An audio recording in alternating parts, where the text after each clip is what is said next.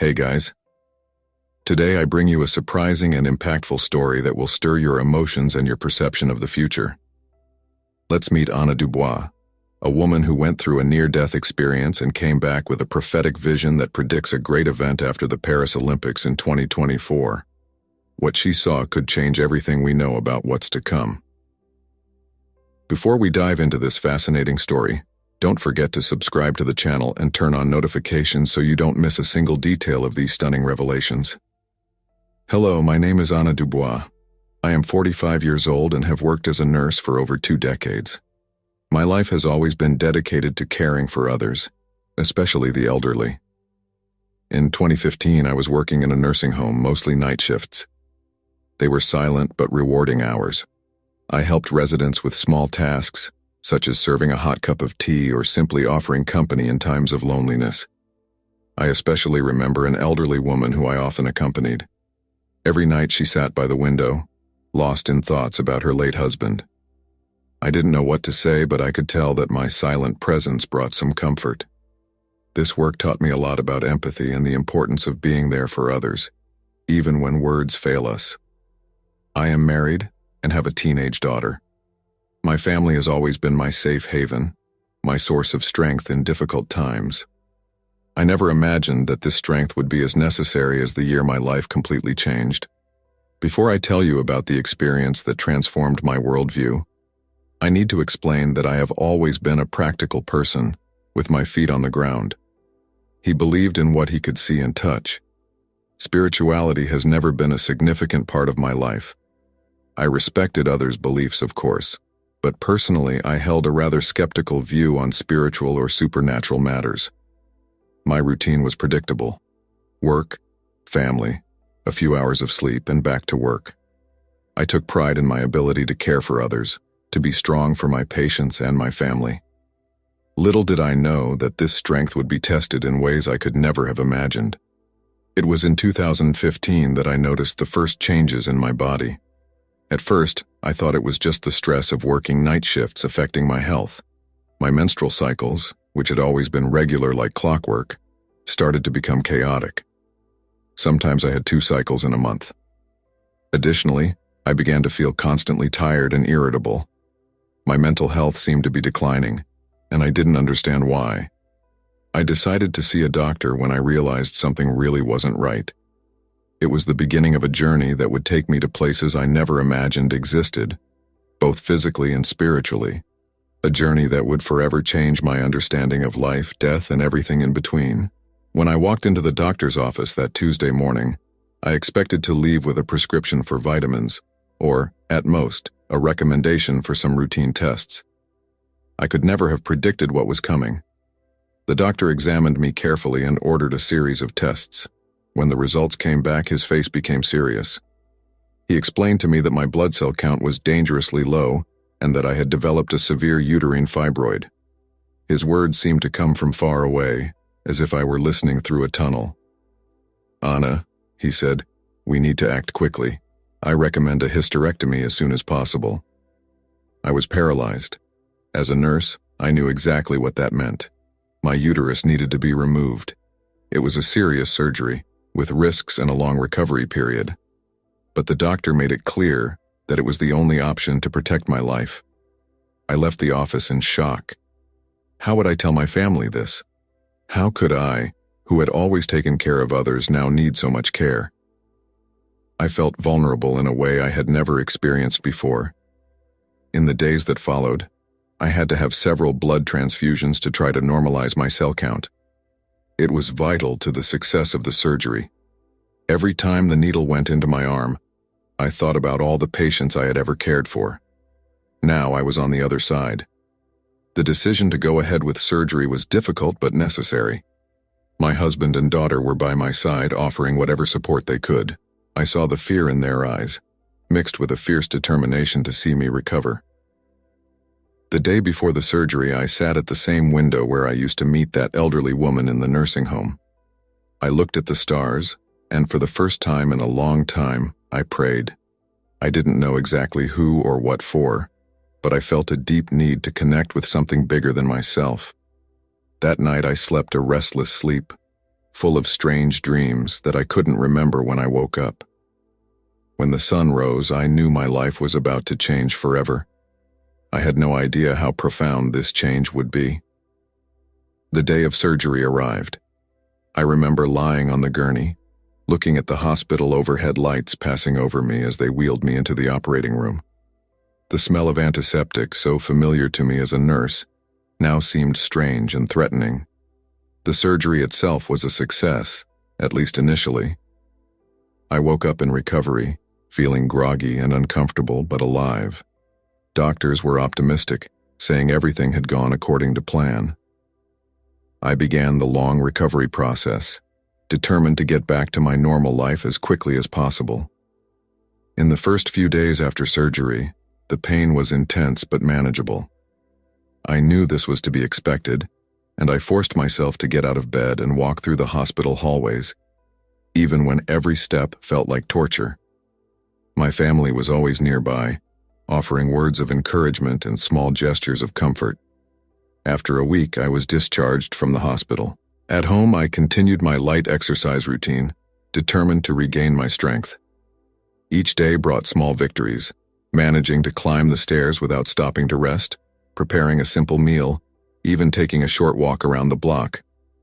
But then, about 4 months after the surgery, when I believed the worst was over, something terrible happened. One morning, I woke up with a sharp pain in the surgery area. At first, I tried to ignore it, thinking that maybe I had pushed myself too hard during the exercises. But the pain only got worse throughout the day. At night, the pain was unbearable. I felt like my body was on fire. My husband, alarmed by my condition, rushed me back to the hospital. Doctors discovered that my surgical wound was severely infected. I was immediately admitted to hospital and underwent a series of tests and treatments. Doctors struggled to control the infection, administering powerful antibiotics and constantly monitoring my vital signs. The most frustrating thing was that they could not identify the exact cause of the infection. The days dragged on, each one seeming longer than the last. The fever came and went, and I alternated between moments of lucidity and periods of delirium induced by pain and medication. My family was always by my side, their faces a mix of worry and hope. It was during this critical period that I began to feel my body fail. The pain was constant, relentless. I could feel my strength draining away as if every cell in my body was screaming in agony. The doctors did their best, but I could see the worry in their eyes. One night, the pain reached an unbearable peak. I felt like I was being ripped apart from the inside. My vision began to darken at the edges, and I could hear the machines around me beeping frantically. It was at that moment that something extraordinary happened. Something that would change my life forever. That night, when the pain reached its peak, something incredible happened. Suddenly, I felt a feeling of extreme dizziness, as if the entire world was spinning around me. And then, in the blink of an eye, the pain was completely gone. It was as if a switch had been turned off. I saw myself floating above my own body. There I was, lying in the hospital bed, pale and still, with doctors and nurses around me, working frantically. I could see my husband in the corner of the room, his face a mask of fear and despair. I wanted to tell him I was okay, that the pain was gone, but I found I had no voice. Then, I was enveloped in a soft, warm light. It was as if I was being gently pulled away from the hospital room to a place beyond the reality I knew.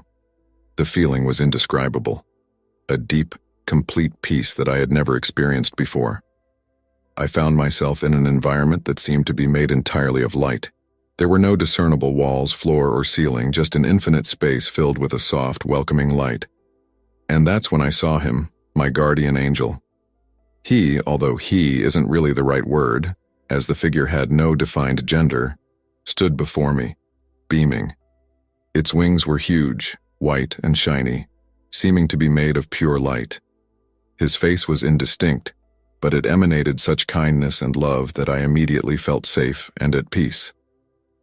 The angel didn't speak in words, but somehow I could perfectly understand what he was communicating to me. It was a language beyond words, pure emotion and thought. He gave me a feeling of unconditional love, of total acceptance. For the first time in my life, I felt completely understood and loved exactly as I was. I asked the angel, without using words, if my mother, who had passed away years before, was in that place. The angel confirmed that it was, and that I could find her if I wanted. I was excited about this possibility, but something made me hesitate. At that moment, I realized that my own body, or rather my spiritual form, was enveloped in a golden light. It was as if I were made of liquid light, flowing and moving in harmony with the light around me. I felt connected to everything, part of something infinitely bigger than myself. Time seemed to not exist in that place. I can't say how long I stayed there, talking silently to the angel.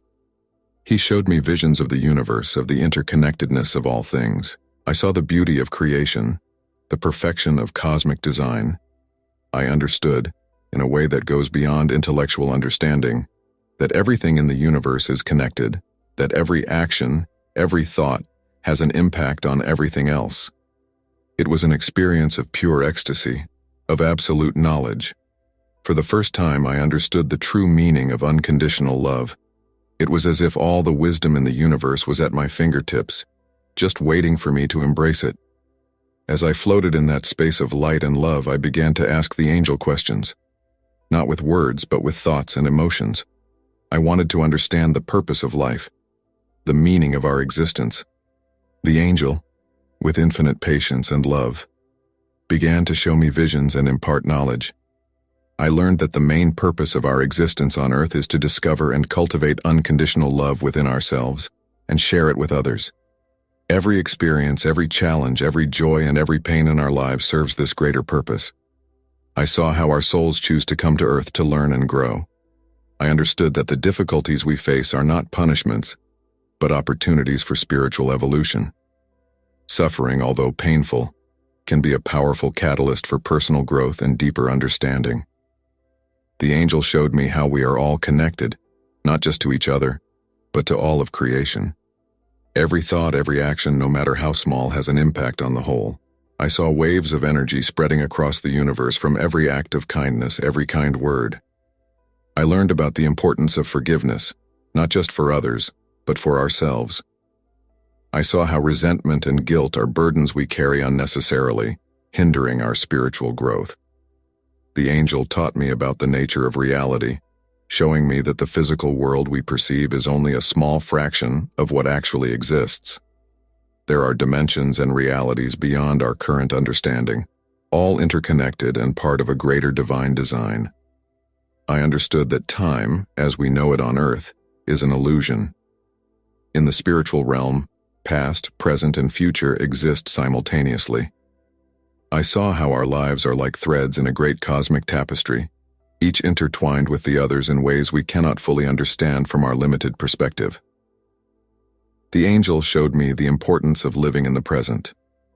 I learned that much of our suffering comes from holding on to the past or worrying about the future, instead of fully embracing the present moment. One of the most profound lessons was about the nature of love. Love, I was shown, is not just a feeling, but the very essence of the universe.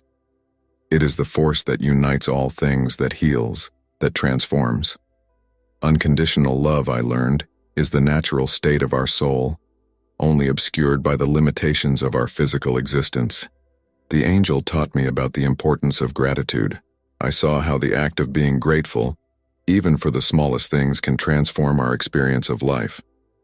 Gratitude, I understand, is a powerful way of aligning with the positive energy of the universe. I learned about the illusion of separation. Although we appear separate from each other in the physical world, on the spiritual level we are all one. This understanding brought a new perspective on empathy and compassion. The angel showed me the importance of trusting the flow of life.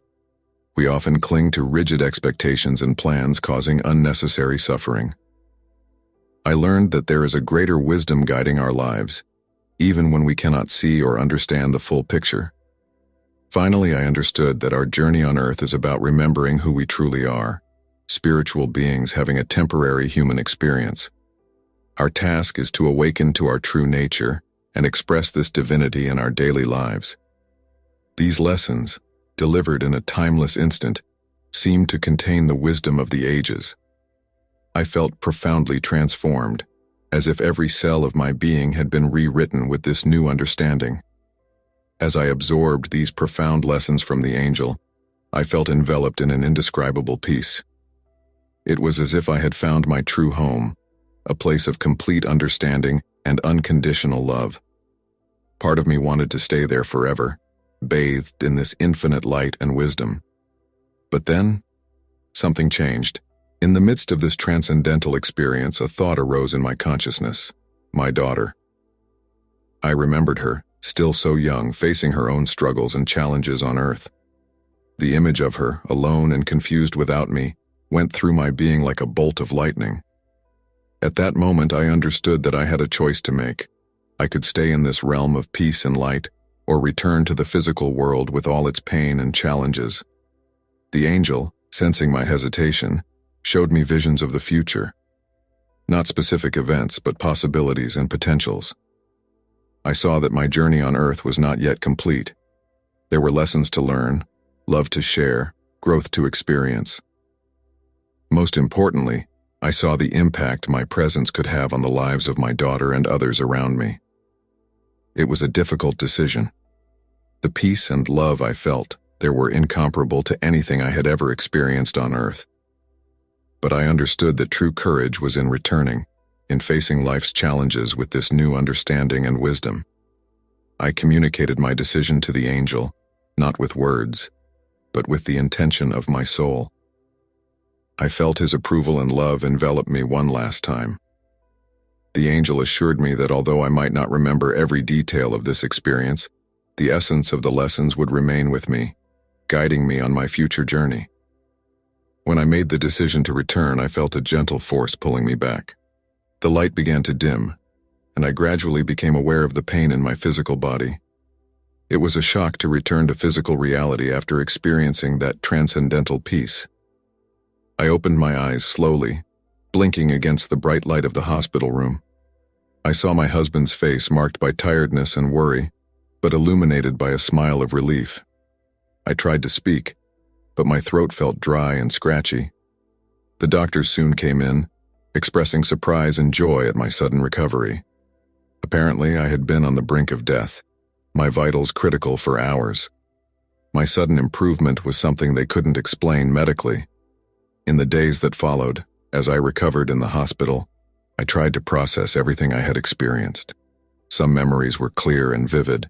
Others seemed to slip like sand between my fingers as I tried to grasp them. But the feeling of peace, love, and purpose stayed with me, an anchor amid the turbulence of recovery. The days and weeks after my return were a roller coaster of emotions and physical challenges. My body, which had been on the brink of death, struggled to recover. The pain was still there, albeit in a different form, less acute, more a constant reminder of the journey I had been on. The doctors were perplexed by my sudden recovery. They carried out a series of tests, trying to understand how the infection that almost killed me had disappeared so quickly. To them, it was a medical mystery. For me, it was a reminder of the extraordinary experience I had lived through. Physically, recovery was slow. I had to relearn many basic things: how to walk without help, how to perform simple tasks without getting tired. Every little bit of progress was a victory, and I began to see these daily struggles with a new perspective. They were no longer frustrating obstacles, but opportunities for growth and gratitude. Mentally and emotionally, the journey was even more intense. I struggled to integrate my near-death experience into my everyday life. How could I explain to others what I had experienced? How to translate that feeling of peace and unconditional love into the physical world? My family was my biggest support during this time. My husband, although he could not fully understand what I had gone through, was always there for me, offering unconditional love and understanding. My daughter, with her youth and resilience, inspired me daily to keep fighting, to keep growing. I started to see the world with new eyes. Colors seemed more vibrant, sounds richer. I found beauty in things that previously went unnoticed: the song of a bird in the morning, the smile of a stranger on the street, the warmth of the sun on my skin. Every moment has become precious, a gift to be cherished. At the same time, I struggled with feelings of inadequacy. How could I live up to the lessons I had learned in the afterlife? How could I bring that love and understanding into my daily life, especially in times of stress and difficulty? It was during this period that I started meditating regularly. I found in meditation a way to reconnect with that feeling of peace and unity that I had experienced. It wasn't the same, of course, but it helped me center myself, to remember my life's greater purpose. I also started keeping a journal, trying to capture the memories and insights from my experience in words. Sometimes the words flowed easily. At other times, he struggled to express concepts that seemed beyond human language. Gradually, I began to share my story with others. At first, just with close friends and family. Their reactions varied. Some were fascinated, others skeptical, some even frightened. But to my surprise, many people found comfort and hope in my story. As my physical strength returned, I felt a calling to use my experience in a meaningful way. I began volunteering at a local hospice, offering comfort and understanding to those facing the end of life. I found that my experience gave me a unique perspective, an ability to be present with the dying without fear or discomfort. Each day brought new challenges and new opportunities for growth. Slowly, I began to understand that my return to life wasn't just for me. It was a chance to share the love and wisdom I had experienced, to make a positive difference in the world around me. In the months following my near-death experience, I realized that my worldview had drastically changed. Things that had once seemed crucial, professional success, material possessions, social status, now seemed insignificant compared to what I had experienced. I started prioritizing relationships and human connections in a way I never had before. I realized that every interaction, no matter how brief, was an opportunity to share love and compassion. I started practicing active listening, really paying attention to the people around me, trying to understand their struggles and joys.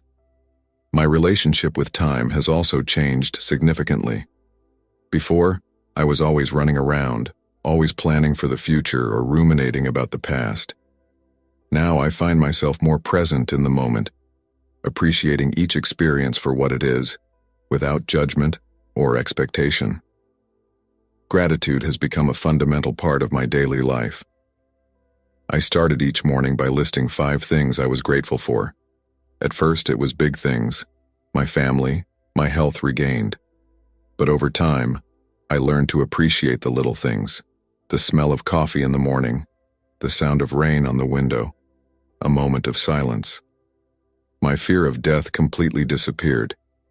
Not that I have a death wish, far from it, but the understanding that death is not the end, but a transition, brought deep peace. This has allowed me to live more fully, without the constant weight of fear of the unknown. My spirituality, which was previously practically non-existent, has blossomed. I have not become attached to any specific religion, but I have developed a deep connection with what I can only describe as the universal source of love and wisdom. I began to see the divine in everything and everyone around me. My approach to work has also changed. I returned to nursing, but with a new perspective. Now, I see each patient not just as a body to be treated, but as a soul on a journey. I bring a deeper compassion and understanding to my work, especially when dealing with patients facing terminal illnesses. I began to value silence and contemplation more. I started looking for moments of stillness amidst the hustle and bustle of everyday life. I found that in these quiet moments, I could reconnect with that sense of peace and unity that I experienced during my near-death experience. My relationship with nature deepened. I began spending more time outdoors, marveling at the beauty and complexity of the natural world. Every leaf, every cloud, every drop of rain seemed to contain within it a universe of wonders. Paradoxically, as I became more aware of the interconnectedness of all things, I also developed a strong sense of individuality. I understood that each of us has a unique role to play in the great tapestry of life, and that honoring our authenticity is a way of honoring the divine. These changes didn't happen overnight, and it wasn't always easy to integrate them into my everyday life. There were moments of doubt, moments when worldly concerns threatened to overshadow the lessons I learned. But each day, I consciously choose to live in accordance with this new understanding, reminding myself of the greater purpose of my journey here on Earth. Over time, I felt a growing calling to share my experience with others. At first, I hesitated. I was afraid that people would think I was crazy or wouldn't believe me. But the urgency to share the lessons I learned, to offer hope and a new perspective to others, overcame my fears. I started slowly, sharing my story with close friends and family. Their reactions varied greatly. Some were fascinated, asking endless questions about every detail. Others looked uncomfortable, quickly changing the subject. Some expressed skepticism, seeking scientific explanations for what I had experienced. I learned to accept these different reactions with grace. I understood that my experience challenged many beliefs and assumptions about life and death, and that not everyone was ready to consider these ideas. Gradually, I began speaking in larger groups. I was invited to share my story in support groups for people who had lost loved ones. I found that my account brought comfort to many, offering a different perspective on death and what may come after. I also started giving talks at hospitals and nursing schools. I spoke about how my experience changed my approach to healthcare, especially when it comes to palliative care. I emphasized the importance of treating the patient as a whole, body, mind, and spirit. As my story spread, I received invitations to appear on radio shows and even some documentaries about near-death experiences. Each time I shared my story, I felt like I was fulfilling a greater purpose.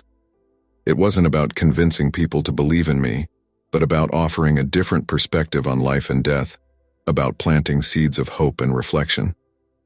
One of the most rewarding aspects of sharing my experience was the dialogue it opened with people of different backgrounds and beliefs. I had in-depth conversations with skeptical scientists, religious leaders, philosophers, and everyday people who were struggling with questions of life and death. These conversations helped me deepen my own understanding and find new ways to articulate what I had experienced. However, sharing my story also came with challenges. Occasionally, I encountered people who reacted with hostility or ridicule.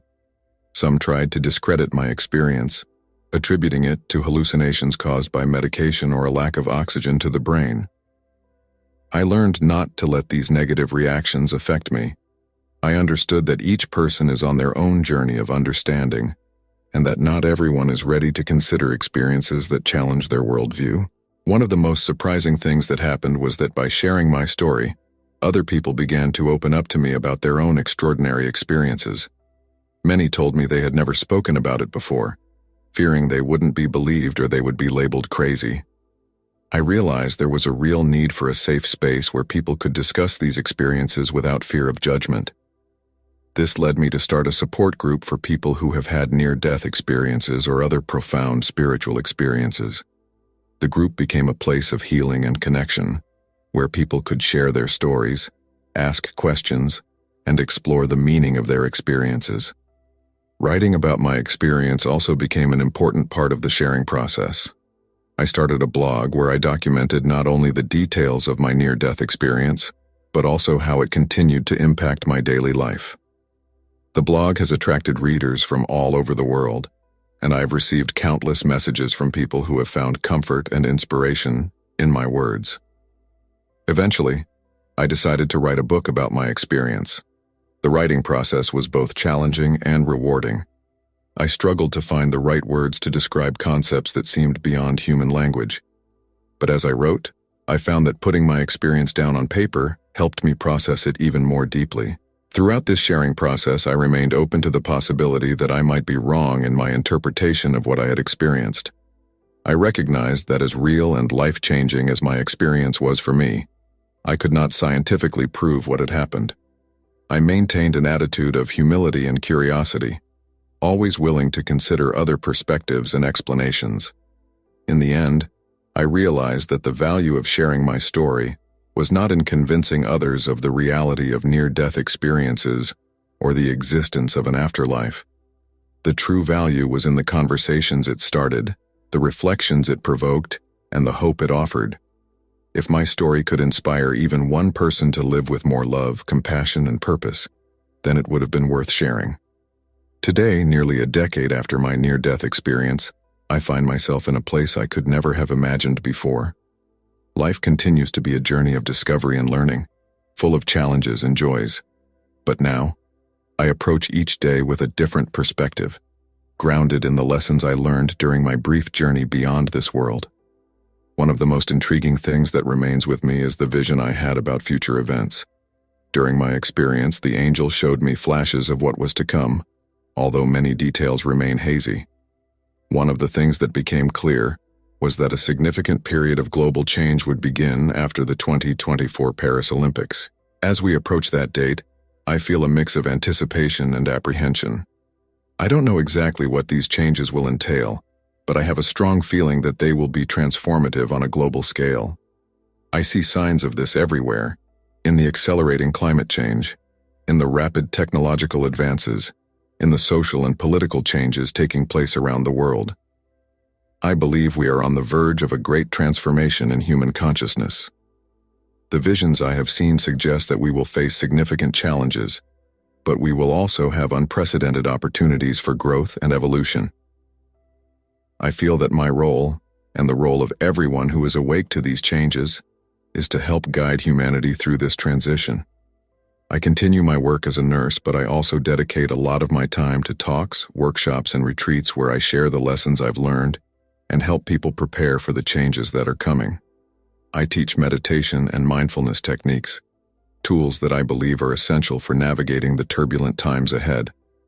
I am also involved in several community projects focused on sustainability and building local resilience.